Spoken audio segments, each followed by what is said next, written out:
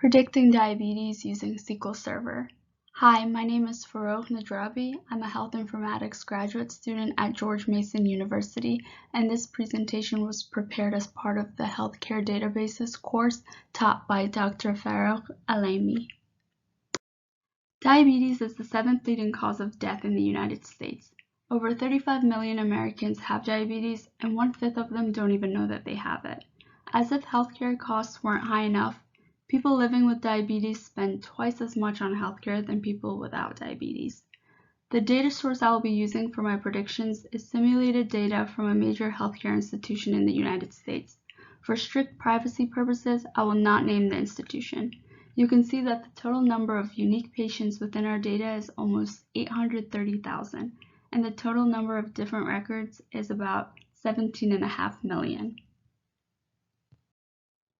A specific set of diagnosis codes were used to define diabetes. In the large if and replace statement on the right, we check if those codes are included in our original data set. If the diagnosis is found on a row, there will be a 1 indicated in that row in the newly created column named DM. The 1 translates to having diabetes, and 0 translates to not having diabetes. You can see on the left that in that particular screenshot, one of the patients is diagnosed with diabetes. After we discovered all the patients in our data set who have diabetes, we looked at all of those patients' other diagnoses to determine which diagnoses are observed more than 29 times among all of them. Age was factored into the equation, as we all know that diabetes more often impacts aging people.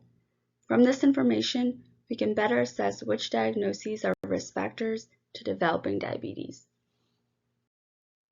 There are some obvious predictors of diabetes. These are diagnoses that are extremely common to occur in patients who have diabetes. Some of these conditions include hypertension, obesity, gastroesophageal reflux, and polyneuropathy. There are some predictors that are rarely useful when determining risk of diabetes, but they are still important to note. These are predictors that occur more than 29 times, but less than most other diagnoses. We may want to consider obscure predictors. These diagnoses can be used to predict diabetes, but they are less obvious because they tend to also be prevalent among patients who do not have diabetes. This conclusive, naive-based model was used to aggregate data from individual diagnoses to determine the overall risk for diabetes. In this example, we used 5 individual diagnoses from patient 8110 to determine the probability of them becoming diagnosed with diabetes. In the beginning, our original data set was split by 80% and 20%. The 80% is data we have been working with so far. The 20% is what we will compare our training results with to ensure accuracy. This is important so that we are confident that our predictions and results are valid. A receiver operating curve helps us see the connection between sensitivity and specificity for all the cutoff values. We are then able to choose the most appropriate cutoff value for a test. The best cutoff values has the highest true positive rate together with the lowest false positive rate.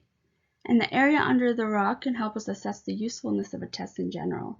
So the greater the area, the more useful the test is. You are able to see that just using a little statistics, math, and computer programming can truly help us evaluate someone's risk in developing diabetes. This same method can be used in respect to any chronic condition. And because there are so many checks and balances when completing an assessment like the one I just demonstrated, we're able to accept our results pretty easily in the end. With that all being said, it is likely that the future of healthcare quality lies within technology.